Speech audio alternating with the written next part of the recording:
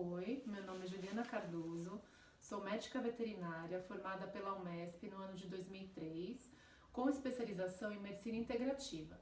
E a convite da clínica Val Fernandes, vou responder algumas perguntas sobre como os pets podem nos ajudar a enfrentar esse momento de reclusão e como eles mesmos estão enfrentando o período de quarentena.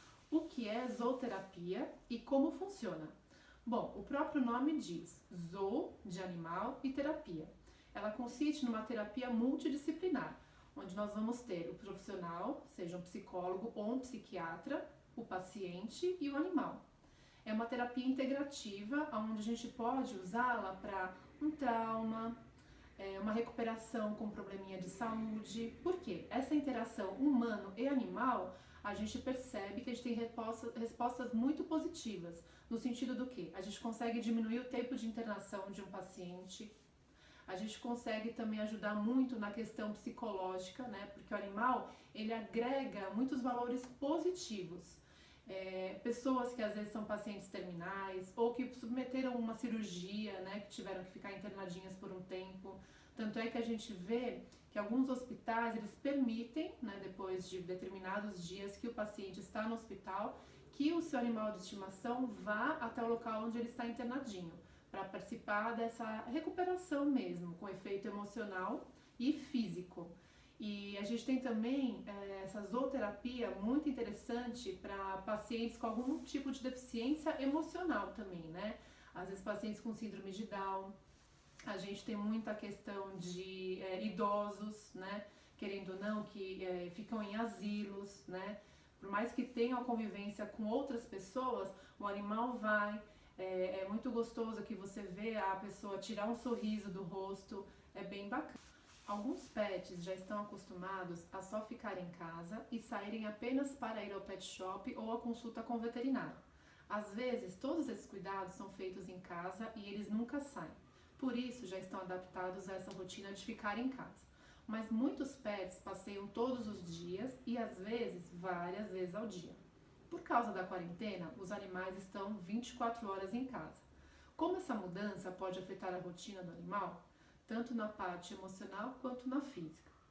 Então, vamos lá, a gente vai falar de dois extremos, né? Vamos começar com o primeiro extremo, que é aquele animal que só fica em casa, dificilmente sai. Querendo ou não, nós mudamos a rotina, né? Nós estamos mais em casa e aí a gente acaba interferindo na rotina do animal. Como? Geralmente, quando o animal fica mais recluso, eles acabam não tendo muito essa questão interação deles com a gente, porque geralmente a gente sai bem cedinho e acaba voltando só no final do dia. Então, uma dica que eu dou é o quê? Não interferir muito na conduta deles, naquela rotina, porque o que acontece? Pode acontecer de nós estarmos mais próximos e falar, nossa, mas ele está dormindo muito, ou nossa, ele está muito agitado, porque na verdade é uma rotina que a gente não está participando ali no dia a dia deles, né? Então, para a gente evitar que gere um estresse, é deixar, se realmente ele está dormindo, é porque ele fazia isso na nossa ausência, tá? Agora, um outro extremo eu acho que é um pouquinho pior, por quê? Inclusive eu tenho alguns clientes que deixam seus pets em creches. Então, qual é o problema? Além deles estarem só em casa agora, eles não têm contato com o meio externo, eles acabam não tendo contato com outros animais, com outras pessoas. Aí sim, a gente tem que fazer algumas coisinhas para distraí-los. Que seria o quê? A gente chama de enriquecimento ambiental. Comprar bastante brinquedinho, no caso de já ter o brinquedinho, estimular muito com bolinha, né? Jogar para ele buscar. Tem um brinquedinho que eu acho bem interessante, que é com garrafa PET, porque eles adoram aquele barulhinho do crack-crack da garrafinha, e a gente pode fazer diversos furinhos, né, e colocar ali dentro a própria ração, colocar também um pedacinho de petisco, porque conforme ele vai brincando e ele vai mexendo aquela garrafa PET, vai caindo os pedacinhos, então é bem interessante, que ele acaba se alimentando e brincando ao mesmo tempo, tá? Mas mesmo assim, a gente tem que prestar muita atenção nessa questão de achar ele mais quietinho, ou no caso de uma agitação fora do... Atividade física está sendo uma das dicas mais dada e importante durante o período de quarentena. É para ficar em casa, mas sem ficar parado. Então eu vou passar algumas dicas para você e seu pet interagirem fazendo uma atividade física. É bem bacana, eu acho que muitos de vocês já devem ter visto alguns tutoriais, né, em várias redes sociais. Basicamente o que? A gente fazendo atividade física, aí o animalzinho também ele fica ali do lado querendo interação, porque geralmente a gente fica ali, né, fazendo polichinelo, agachamento. Então é bem bacana, porque assim, uma vez eu vi um vídeo que o tutor ele pega, né, o seu animalzinho no colo e aí faz o agachamento. Essa questão também, como eu brinquei, né, do polichinelo, eles ficam pulando, então você tem essa interação, né, ao mesmo tempo que você está ali praticando uma atividade física, eles também estão, né? Uma outra prática, né, que com esse período de isolamento por conta do coronavírus, as pessoas estão meditando também muito, né? Então é bem bacana a gente perceber essa questão que eles vêm, eles ficam do ladinho, eles escutam aquela musiquinha mais tranquila, eles tendem a ficar mais tranquilos também.